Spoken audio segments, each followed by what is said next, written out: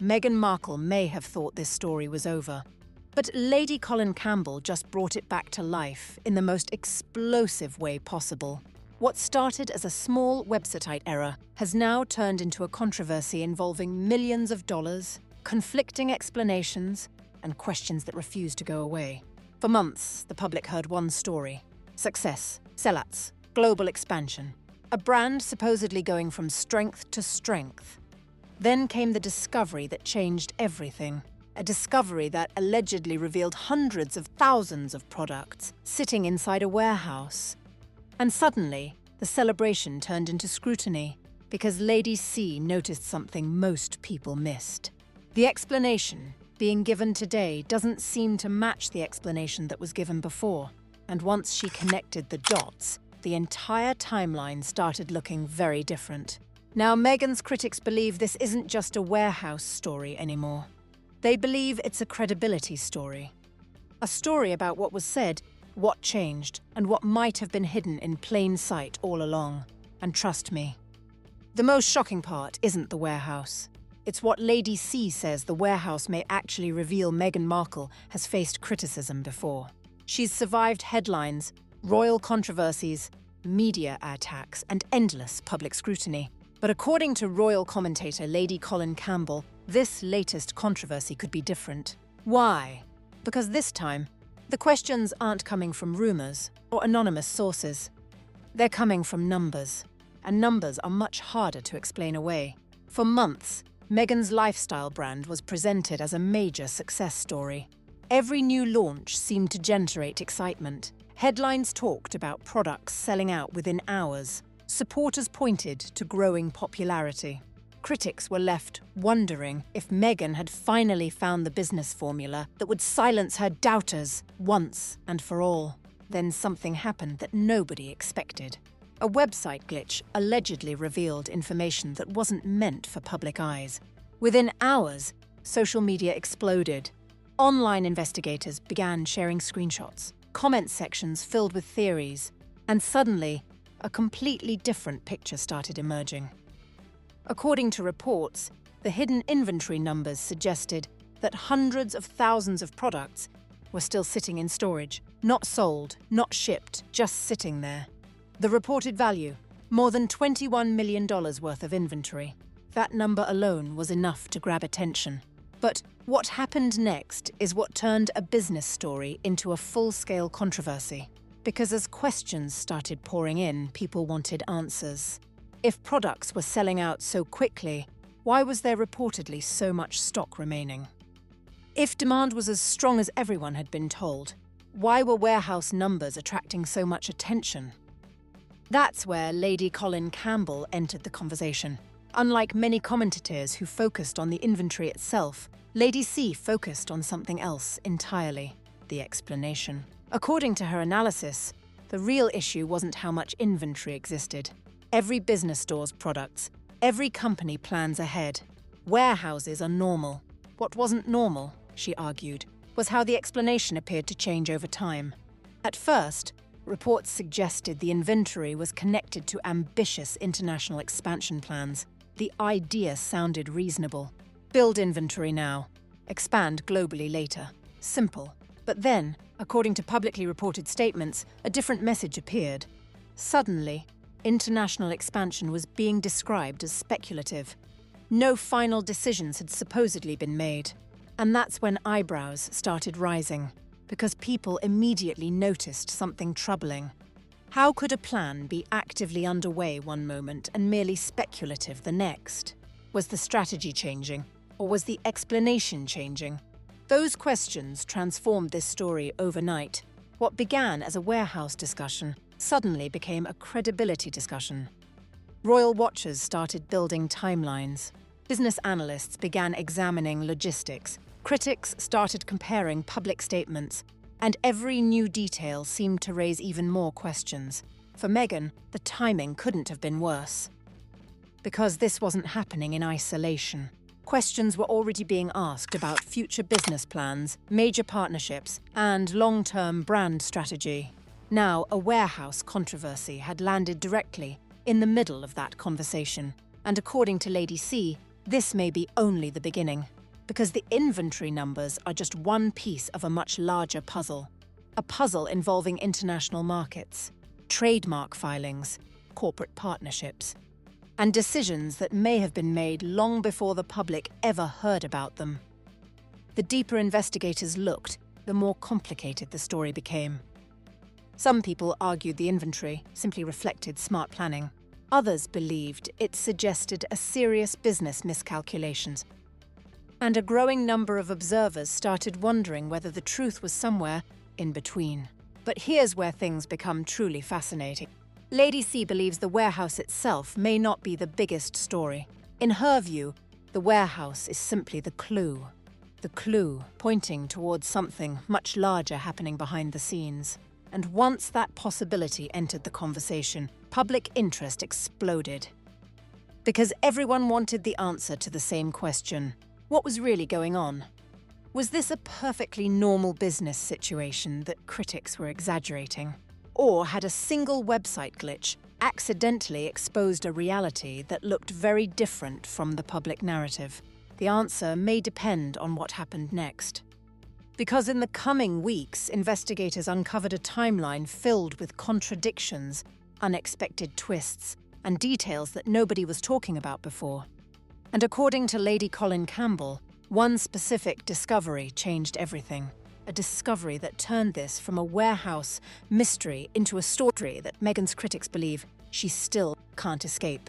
And when we get to that discovery, you'll understand why this controversy refuses to disappear. Because the warehouse numbers were only the beginning.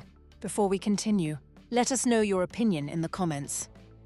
Do you think this was simply a business strategy that faced unexpected challenges? Or do you believe the changing explanations tell a completely different story? Every major controversy has a moment, a single moment when everything changes. For Meghan Markle's lifestyle brand, critics say that moment arrived on January 6, when internet users allegedly discovered something hidden deep inside the brand's website. At first, nobody thought much of it. It seemed like a harmless technical issue, the kind of glitch websites experience every day. But within hours, online investigators realized this wasn't an ordinary bug. It was revealing information that was never intended for public view, and what they found sent social media into a frenzy. According to reports, users discovered that by adjusting quantities inside the shopping cart, inventory numbers could allegedly be exposed. Not marketing numbers, not promotional figures, actual inventory counts connected to products sitting in storage. The discovery spread across Reddit like wildfire. Screenshots started appearing everywhere. Discussion threads exploded. Royal commentators rushed to investigate. And suddenly, everyone was looking at the same shocking figures. Hundreds of thousands of products, large quantities of jam, honey, candles, lifestyle items, all reportedly sitting inside warehouses. The estimated value attached to those products, more than $21 million. Whether every figure was perfectly accurate or not almost didn't matter anymore. The damage was already done, because public perception had shifted overnight. Until that moment, most people believed a simple story. Products launch, products sell out, customers rush to buy them. End of story. But the warehouse figures created a completely different narrative. If products were disappearing as quickly as people believed, why was there reportedly so much inventory left? That single question started a chain reaction nobody could stop. Supporters argued that successful brands always carry inventory. They pointed out that warehouses are normal. Expansion requires preparation. Growth requires stock. Nothing unusual. Critics weren't convinced. Because they weren't focused on the inventory itself. They were focused on the size of it. And more importantly, what happened after it became public. Because as media attention intensified, explanations began appearing. According to reports, sources close to the business suggested there was nothing mysterious about the inventory levels. The products were supposedly intended for future international expansion. The explanations sounded logical. Build inventory now. Launch internationally later. Case closed. At least that's what many people thought. But Lady Colin Campbell wasn't buying it. and neither were some of the internet. Investigators who had been following the story from the beginning, because the deeper they looked into the timeline, the more questions emerged. Questions nobody seemed eager to answer. Questions about regulations. Questions about export requirements. Questions about whether international expansion was actually as close as people were being led to believe. And those questions weren't coming from random gossip accounts. They were coming from people examining public records, business filings, and official statements. Suddenly, the controversy wasn't about warehouse numbers anymore. It was about credibility. The public wanted to know whether the explanation matched reality. And according to Lady C, that's where things started falling apart. Because while headlines focused on inventory totals, she focused on timing. Specifically, when certain statements were made and who made them. The more she examined the timeline, the more she became convinced that something didn't add up. If international expansion was truly the reason for the inventory, then evidence of those expansion plans should have been easy to find. After all, global food distribution isn't simple. Products can't just be loaded onto a truck and shipped worldwide. Every country has rules. Every market has regulations. Every expansion requires preparation. Yet, according to critics, the public was being asked to accept a very big explanation without seeing very much evidence. That skepticism quickly spread online. Comment sections became battlegrounds. Supporters defended the brand. Critics demanded answers. Neutral observers simply wanted clarification. But the controversy kept growing. And with every passing day, the warehouse story became harder to ignore. Because one uncomfortable reality remained. The inventory figures may have come from a glitch. But the questions they created were very real. Questions that reporters started asking. Questions that commentators started repeating. Questions that would soon lead to an even bigger problem for Meghan's team. A problem involving two statements made just weeks apart. Two statements that appeared to tell very different stories. And according to Lady Colin Campbell, that contradiction may be the most important clue in the entire controversy. Because once people noticed it, the warehouse explosion began facing scrutiny like never before. If the warehouse numbers started the controversy, the next discovery poured gasoline on the fire. Because according to Lady Colin Campbell, the real problem was never the inventory itself. The real problem was what happened after people started asking questions about it. And it all comes down to one timeline. A timeline that spans just 8 weeks. 8 weeks that critics believe exposed a contradiction Meghan's team still hasn't fully explained. Here's why. When the warehouse story first exploded, reports began appearing that offered a straightforward explanation. According to sources described as being close to the business, the large inventory levels were supposedly connected to future international expansion.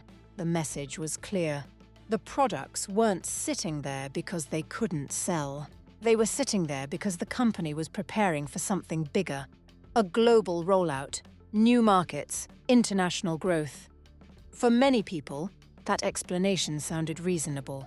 After all, businesses often manufacture inventory before major expansions. Nothing unusual there. But then something happened. Journalists started asking more detailed questions, not anonymous source questions, not rumor-based questions, direct questions, questions that required official answers. And that's when the story appeared to shift. According to later reports, a spokesperson for the brand described international expansion very differently. Instead of presenting it as something already underway, the spokesperson reportedly suggested that no final decisions had actually been made. Expansion was characterized as speculative. Future possibilities were still being considered. Nothing had been officially finalized.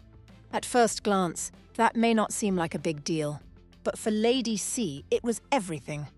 Because she believes those two explanations tell completely different stories.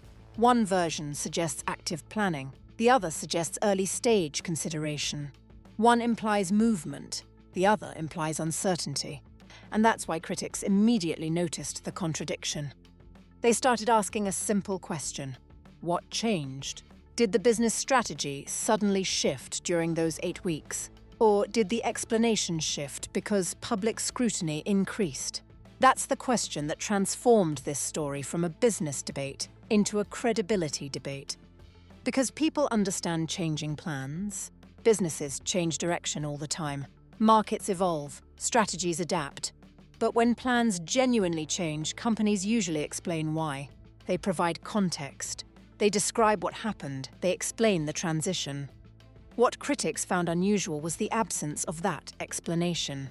Instead, they saw two very different descriptions separated by only a short period of time.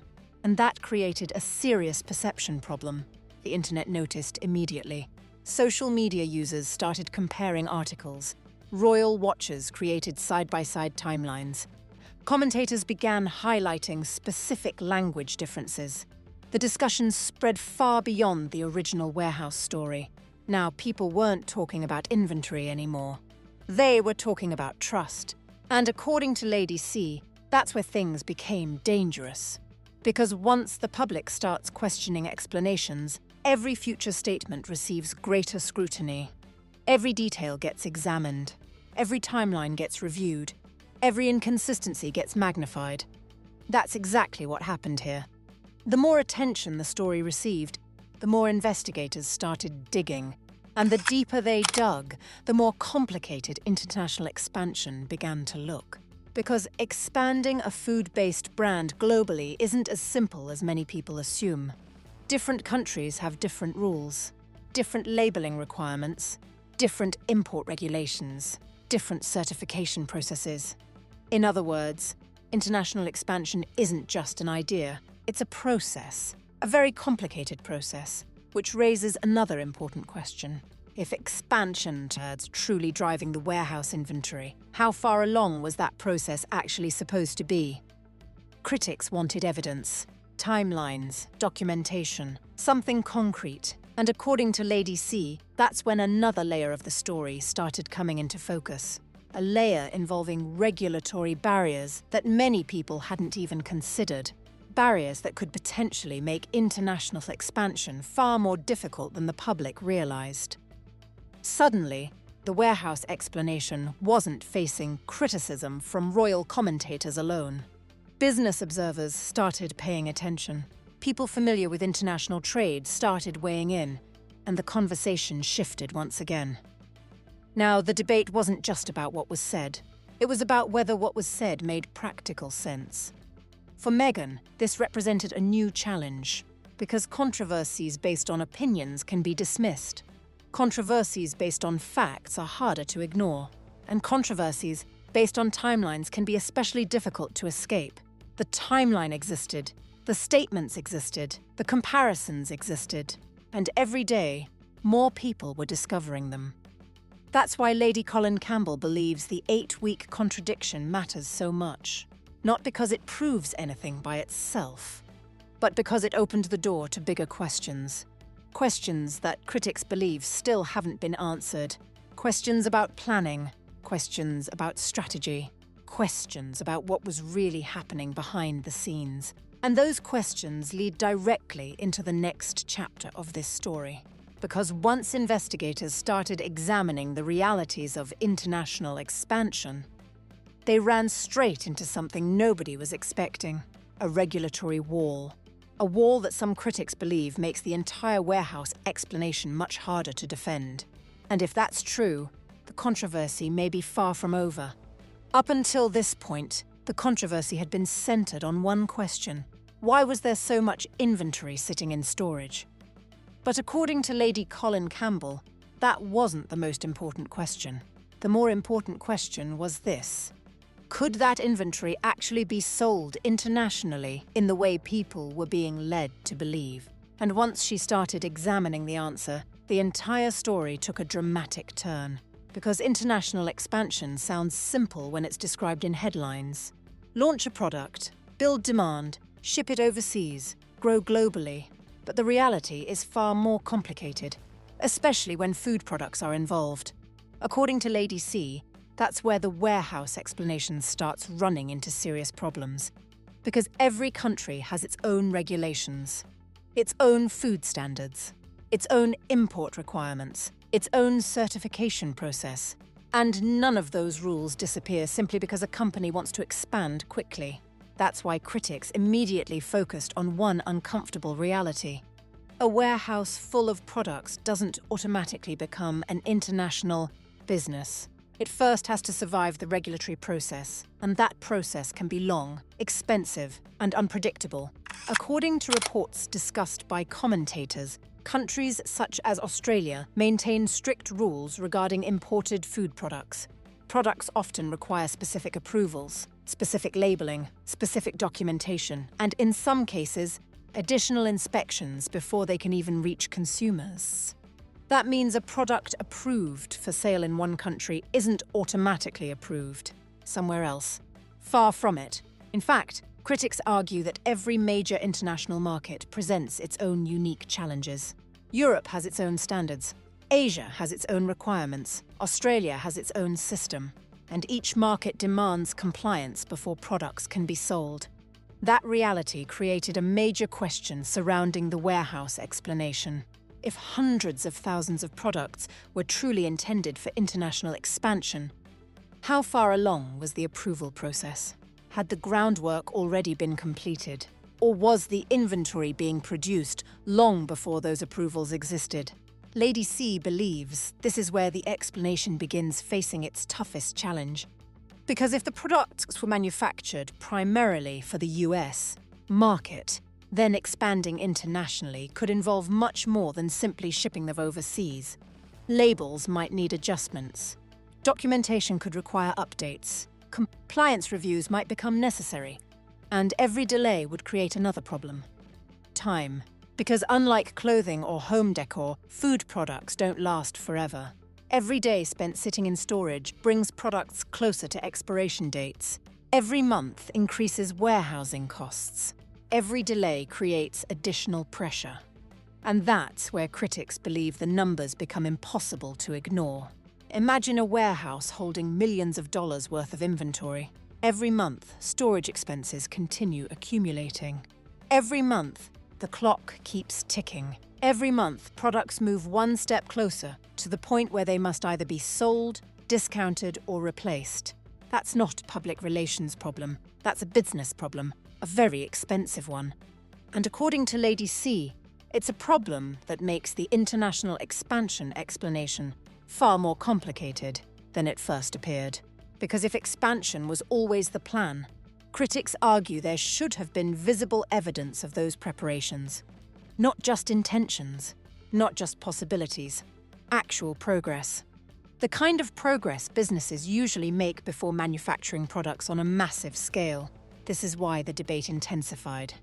Supporters continued arguing that large-scale inventory is normal for growing brands. Critics countered that large-scale inventory only makes sense when supported by equally advanced expansion plans. And somewhere in the middle sat a growing audience trying to determine which side was closer to the truth. But the story wasn't finished, not even close. Because while everyone was arguing about regulations and warehouse inventory, investigators discovered something else. Something that had been quietly sitting in public records for months. Trademark filings. Not one category, not two categories, but an entire collection of categories stretching far beyond food products. And according to some observers, those filings may reveal a strategy much bigger than jam, honey, or lifestyle products alone. In fact, they may point toward a completely different vision for the future of the brand. A vision that changes the way many people interpret the warehouse controversy. Because what if the warehouse wasn't the main story? What if it was merely the first visible clue of something much larger happening behind the scenes? That's the question we'll explore next. And according to Lady Colin Campbell, the answer could explain why this controversy has become so much bigger than anyone originally expected. Because once the trademark filings enter the picture, the story stops being about inventory and starts becoming about long-term strategy. A strategy that may have been unfolding long before the public realized it. And that's where this entire controversy takes its most surprising turn yet.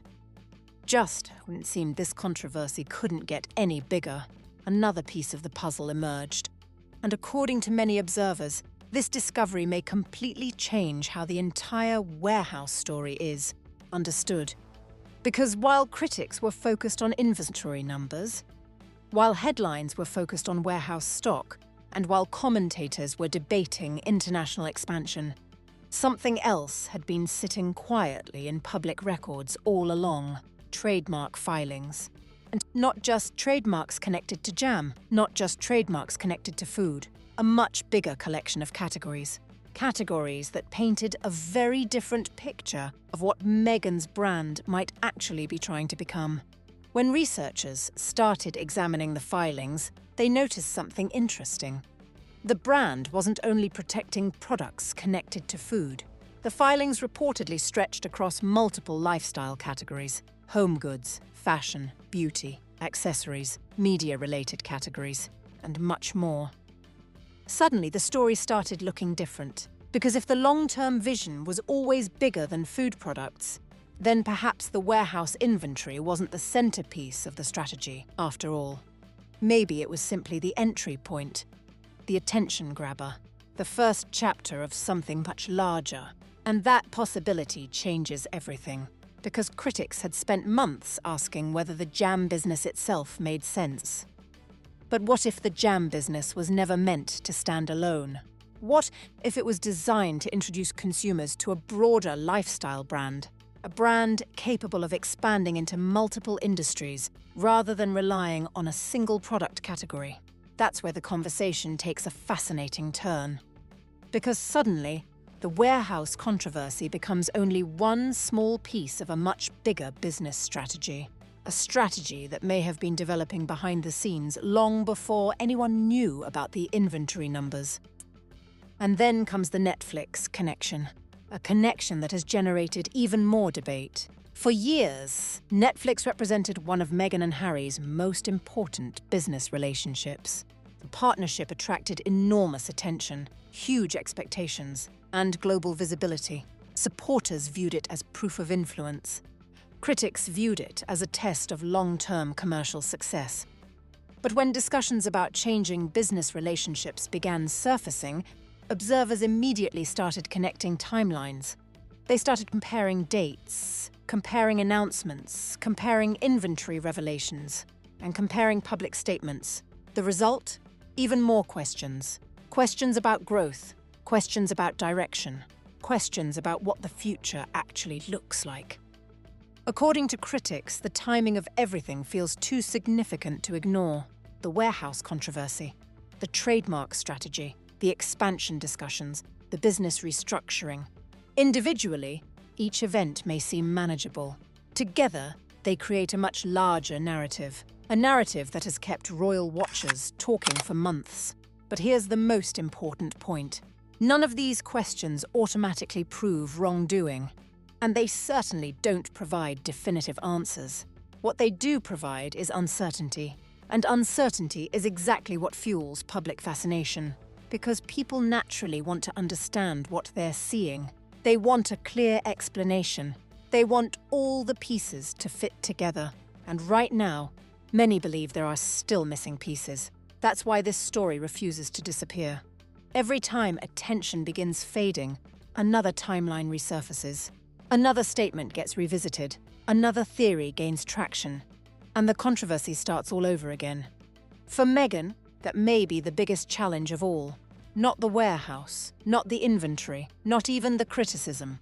The challenge is perception. Because once public confidence begins questioning a narrative, rebuilding certainty becomes incredibly difficult. And that's exactly where this story stands today. The warehouse figures remain controversial.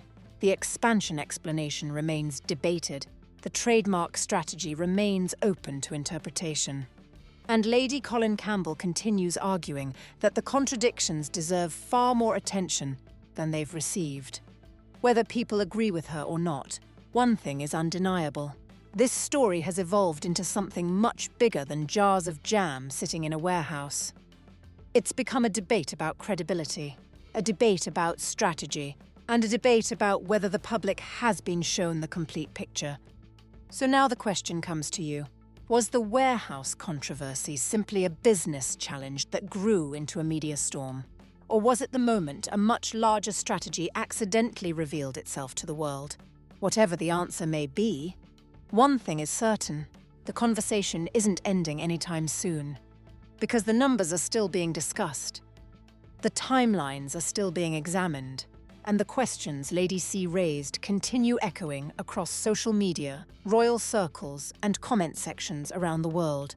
And until those questions are fully answered, this may remain one of the most talked about Meghan Markle controversies yet. Now we want to hear from you. Do you believe the warehouse inventory was part of a genuine long-term expansion strategy? Or do you think the changing explanations tell a different story entirely? Drop your thoughts in the comments below. If you enjoyed this deep dive analysis, make sure to like, subscribe, and turn on notifications so you never miss our next royal investigation. And remember, sometimes the biggest stories aren't hidden in secret documents. Sometimes they're hiding in plain sight, waiting for someone to connect the dots. Source material discussed from the uploaded transcript